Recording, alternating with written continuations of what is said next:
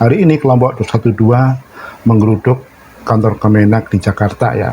Mereka mengajukan 3 tuntutan. Yang pertama, meminta Gus Yakut diproses hukum. Yang kedua, mereka meminta Gus Yakut meminta maaf. Yang ketiga, mereka meminta Gus Yakut mundur sebagai Menteri Agama.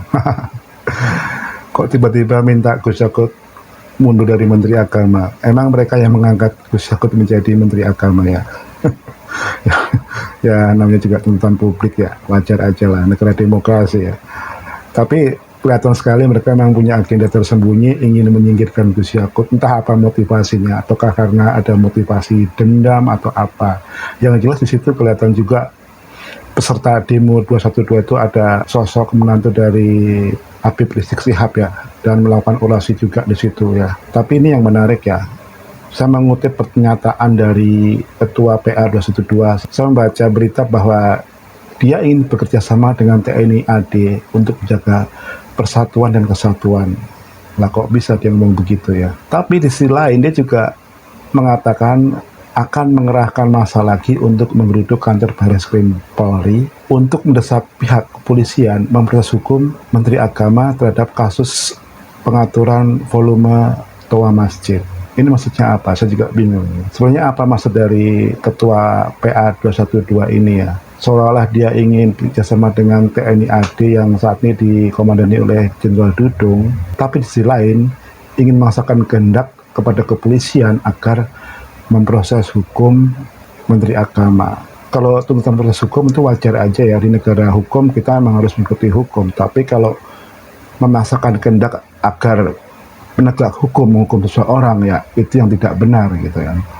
Karena ini kan negara hukum, semua juga punya hak yang sama dan semua juga boleh membela dan boleh melaporkan. Kalau mereka memaksakan kehendak lewat aksi massa, mengerahkan orang dan memaksa penegak hukum untuk menghukum seseorang ya, itu jadi tidak benar karena akan merusak hukum itu sendiri ya.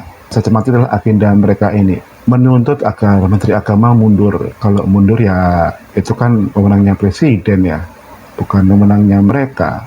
Karena kan menteri kan pembantu presiden. Ya harusnya mereka menuntutnya bukan ke Gus Yakut, tapi ke Jokowi. Nah, kalau ke Jokowi pastinya kita tahu lah, memang sasaran mereka itu sebenarnya bukan Gus Yakut, tapi Presiden Jokowi. Bahkan mereka juga kemarin itu menuntut agar MUI mengeluarkan fatwa juga tentang Gus Yakut ini. Tapi kayaknya MUI juga masih berpikir untuk mengeluarkan fatwa ya. Saya nggak tahu kenapa jumlah massa juga tidak sebesar yang mereka gembar-gemborkan ya, seperti dulu gitu kan.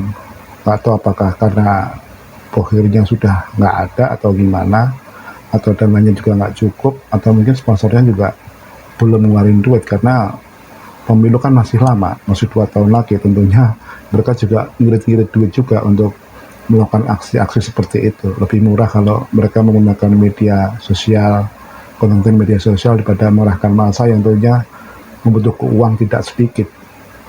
Semoga apa yang saya berikan bermanfaat.